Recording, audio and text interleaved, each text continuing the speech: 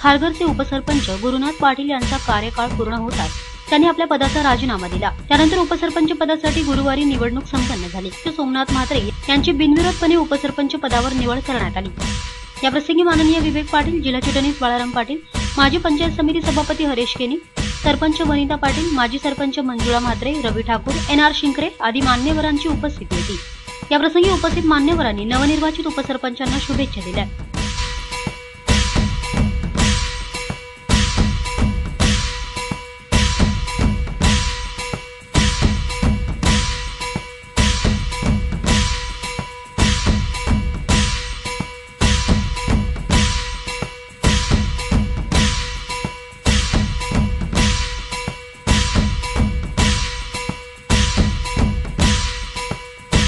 या नवनिर्वाचित उपसरपंच सोमनाथ म्हात्रे यांना शुभेच्छा देताना माननीय विवेक पाटील यांनी आपल्या भावना व्यक्त केल्या आणि उपसरपंचांना भविष्यातील वाटचालीसाठी शुभेच्छा देखील प्रदान केल्या।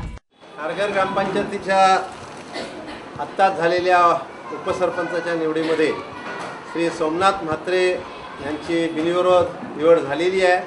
त्यांचं मी मनपूर्वक अभिनंदन करतो। त्यांच्या या पदाच्या कारकिर्दीमध्ये त्यांच्या हातनं चांगलं काम घडो अशा त्यांना निश्चितपणे शुभेच्छा देत आहे।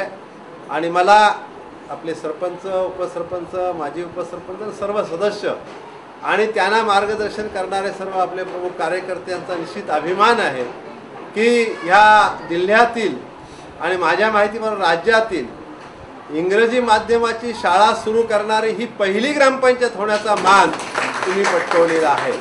आतापर्यंतच्या ग्रामपंचायतीने रस्ते, वीज, पाणी पुरवठा अशा प्रकारची कामं बरेचशा ठिकाणी झालेली आहेत, पण एक शिक्षण क्षेत्रामध्ये एक वेगळं पाऊल टाकण्याचं काम ह्या ग्रामपंचायतीने केलेलं आहे।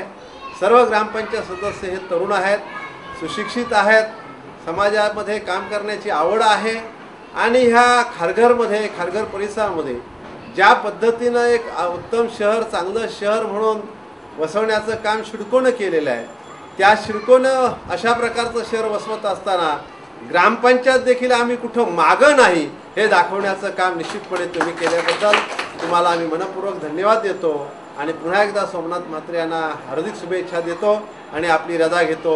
जय हिंद, जय महाराष्ट्र। दरम्यान यावेळेस खारघरमध्ये नव्याने सुरू करण्यात आलेल्या घंटागाडीचे उद्घाटन माननीय विवेक पाटील यांच्या हस्ते संपन्न झाले।